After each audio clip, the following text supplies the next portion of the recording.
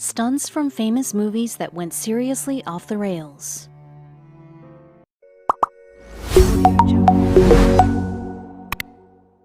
Being a stunt performer might just be the most thankless job in Hollywood. Even if they're flipping a car, jumping from an explosion, or taking a knockout punch, stunt doubles are usually an afterthought once credits roll, even though they put their lives on the line. Some of the death-defying moments that made these famous films pop with intensity had stunt artists staring death or injury in the face, and not even Hollywood magic could cover up their very real wounds. Resident Evil: The Final Chapter. Stunt double Olivia Jackson had worked on major blockbusters like Mad Max: Fury Road and Star Wars: A Force Awakens. But it was while working on Resident Evil that Jackson crashed her motorcycle into a crane-mounted camera.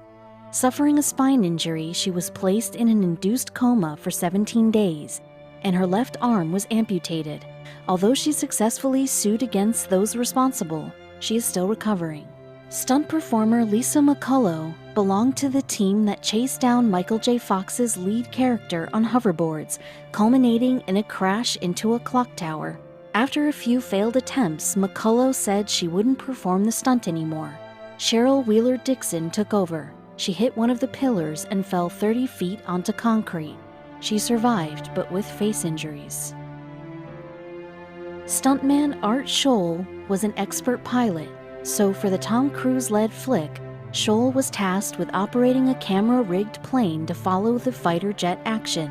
One scene required he spin and recover his plane, but the recovery never came. "I have a problem, I have a real problem," he said over the radio, just before he crashed into the ocean.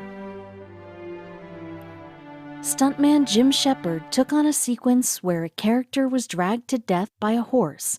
But horses are harder to control than humans, and the animal used in filming went way off course and literally dragged Jim to his death. Unbelievably, the take is actually in the final film. The scene cuts off before the moment Shepard struck his head on a fence post.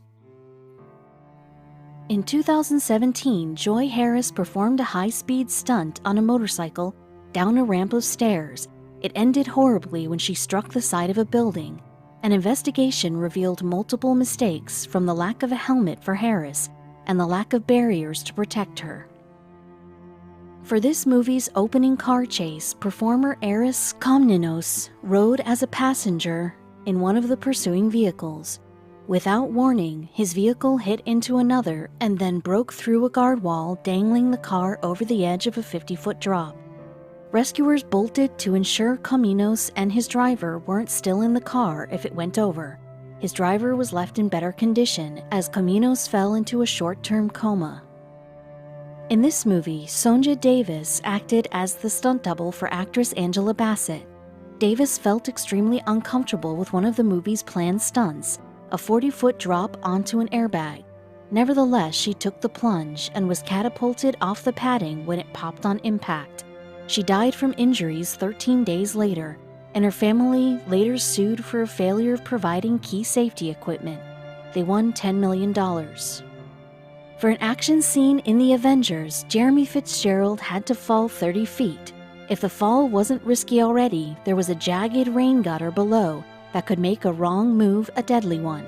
When he began the stunt, Fitzgerald stumbled and fell onto bricks. Despite it tearing off some of his scalp, Fitzgerald considered it as a flesh wound and continued working. Meet Larry Rippenkroger, who was Bruce Willis's stunt double. He went over a fire escape and fell 25 feet before hitting the pavement. He suffered broken bones in his face, fractured wrists, and broken ribs, all of which resulted in a temporary production shutdown. Willis was by his side as the stuntman healed. Movie stunts can be dangerous for those nearby. H.B. Halicki directed this film, and during production he oversaw a major set piece, a tumbling water tower. Something went wrong, however, and the collapsing tower knocked over a telephone pole, which struck and killed Halicki. Production never resumed. In this film, Scott McLean performed a scene as the double for Ed Helms' character. With Scott's head out a taxi window, the stunt driver erred and hit another vehicle, giving the stunt performer a gash on the head and torn flesh. He survived and sued the producers and Warner Brothers. When a film has more than one stunt go wrong, there may be a problem. On set, Kun Lu below was killed by an explosion that also injured stuntman Nuo Sun. As Jet Li's stunt double, Sun damaged his head, arms, legs, neck, and nervous system. He sued Millennium Films, as did Kun Lu's family, for negligence. For a sequence where a car was sent over a waterfall, stuntman Terry Leonard and Vince Dedrick Jr. were supposed to jump away from the vehicle and the whirlpool below. During filming, though, Leopard's jumping platform broke, and he fell into the water. Dedrick Jr. hit the water so hard that he was left stunned. Rescuers saved them both. For the Vin Diesel-led action film, stunt double Harry O'Connor was a former Navy SEAL.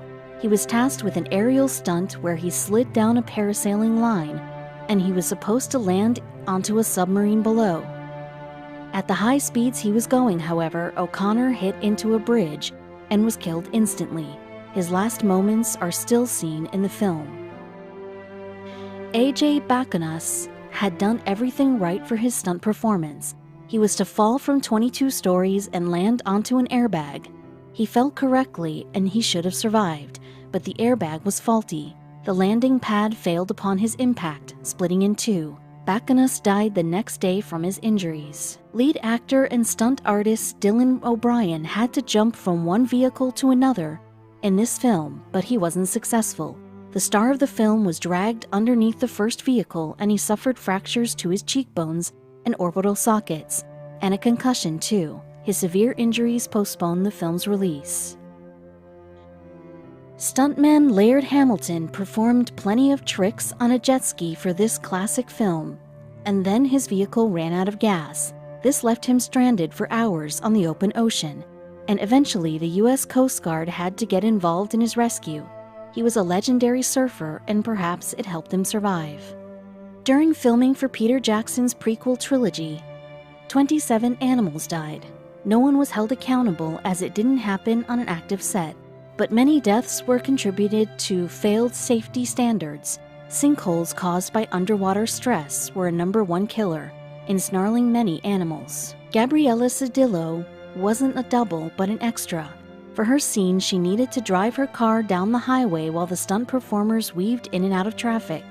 During her drive, a cable snapped and smashed Cedillo's windshield, striking her in the head and causing several injuries. The day before, the stunt failed in the exact same way. She won $18 million in a lawsuit. For a broomstick flying sequence deemed too risky for Daniel Radcliffe, producers called on stuntman David Holmes during the flight. A controlled explosion went off early, slamming Holmes into a wall and breaking his neck. In the aftermath, the good friend of Radcliffe, they'd worked together in several films, was paralyzed in every limb.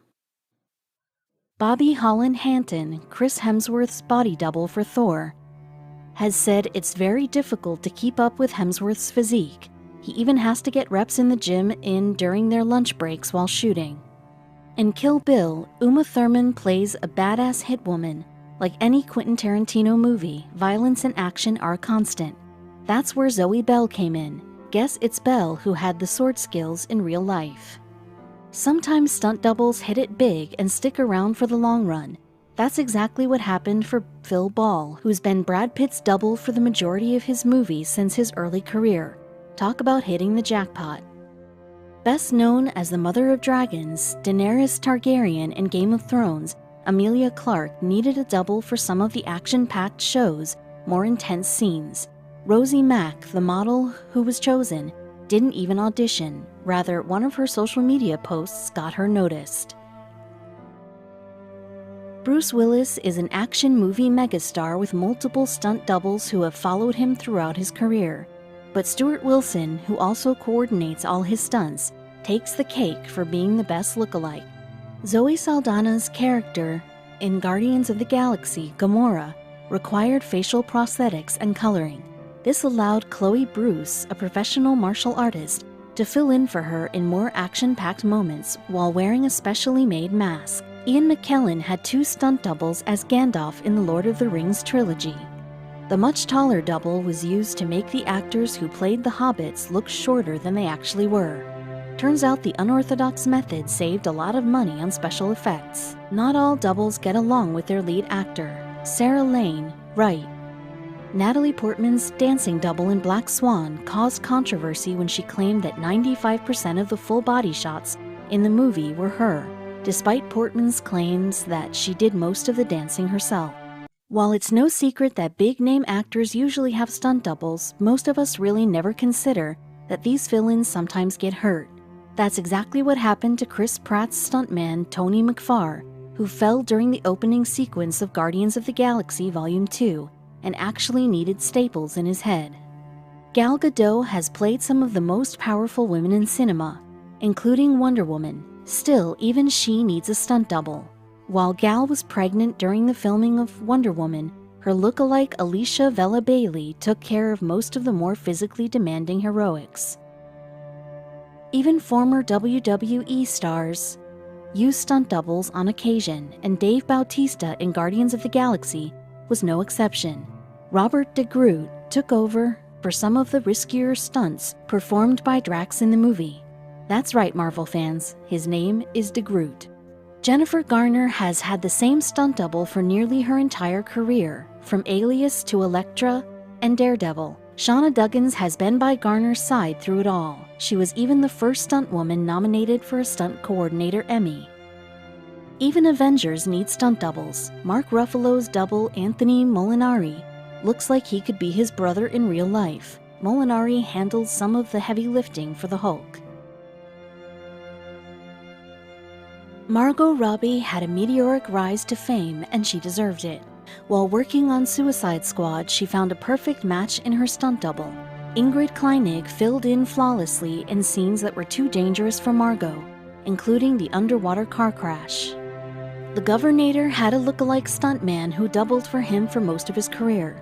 Peter Kent got his start as Arnold's double for the entire Terminator series, hopefully telling him, "I'll be back," after they wrapped shooting on each film. Sometimes the stunt double doesn't need to look like the lead, as was the case with Ryan Reynolds' double in Deadpool. Alex Kiskovich did all of the stunts in both Deadpool movies, but a side-by-side comparison shows little similarity. Megan Fox is no stranger to taking risks. In fact, she does a lot of her own stunts, when they're manageable, of course. Her double, Stacey Carino, is a veteran stunt woman who actually broke her neck on the job at one point. Luckily, she fully recovered.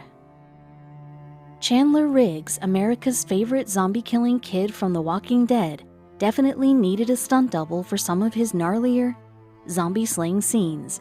Unfortunately, producers couldn't find an adult male that could fill in, so they went with Emily Probst, a seasoned stunt woman, instead.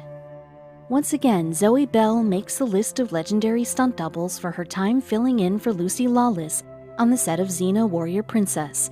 Just another shining spot on her illustrious stunt doubling resume. We didn't think it was possible to look buff next to the legendary Rock, but Reed somehow pulls it off. His cheat day meals must be pretty impressive. Here, Reeves' stunt double accompanies him during the filming of John Wick for a scene in which the character is forced to escape a motorcycle brigade on horseback. Barry is one of the most beautiful women in Hollywood, so it would be an honor to be her double. Gibbs has stood in for the actress in many harrowing action scenes. It's no wonder the swashbuckling stunts of Depp's Pirates of the Caribbean saga require an occasional stunt double to get things done. Look-alike Angelotti is the perfect person for the job.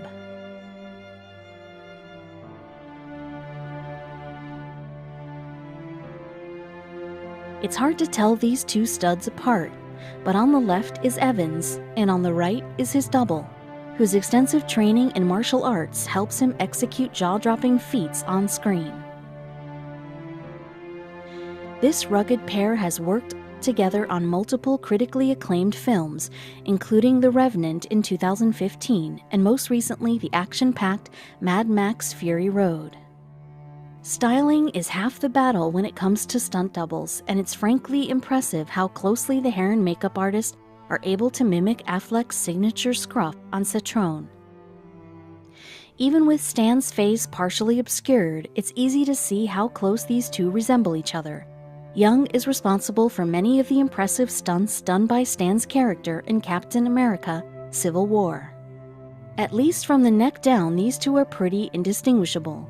In this case, Scott stood in for Efron, not because of a dangerous stunt, but because the scene required more nudity than Efron was comfortable with. This one is truly uncanny. Leslie looks so much like Witherspoon that she could honestly be her long-lost twin. Maybe they should try a DNA